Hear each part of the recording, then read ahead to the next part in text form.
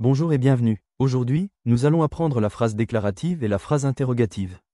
Nous allons voir à quoi elles servent, comment les reconnaître, et surtout comment former la question avec inversion. Allez, on commence ensemble. La phrase déclarative sert à donner une information ou à raconter quelque chose. Elle est simple, elle dit quelque chose. Elle se termine toujours par un point.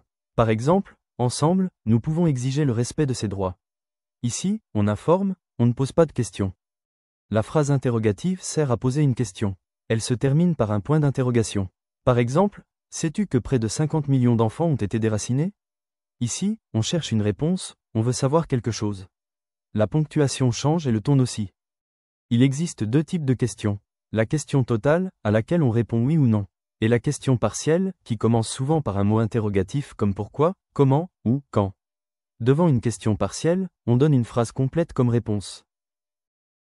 Quand le sujet est un pronom, comme je, tu, il, elle, nous, vous, il, elle, on inverse simplement le verbe et le pronom. Par exemple, tu viens. Viens-tu? Il parle. Parle-t-il? Nous partons. Partons-nous? C'est une transformation très simple. Parfois, quand le verbe se termine par une voyelle et que le pronom sujet est il, elle ou on, la prononciation devient difficile. Alors, on ajoute T entre les deux pour rendre la phrase plus agréable à prononcer. Exemple, a-t-il? Devient a-t-il? Chante-t-il? Devient chante-t-il? Ce petit T n'a pas de sens, il sert seulement à bien prononcer.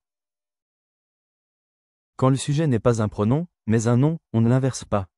On garde le nom au début, puis on ajoute le pronom correspondant après le verbe. Exemple, la maîtresse explique la leçon. La maîtresse explique-t-elle la leçon? On n'inverse pas la maîtresse, mais on utilise elle. La question peut changer selon le niveau de langue. En familier, on peut dire « tu sais que ». En courant, on dit « est-ce que tu sais que ». Et en soutenu, on dit « sais-tu que ». C'est important de savoir adapter son langage selon la situation. Maintenant, c'est à toi de pratiquer. Transforme les phrases suivantes en phrases interrogatives avec inversion du sujet. Prends ton temps, lis bien, et réfléchis à qui est le sujet avant d'inverser.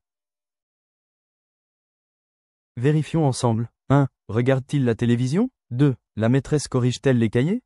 3. Connais-tu la réponse? 4. Les élèves entrent-ils en classe?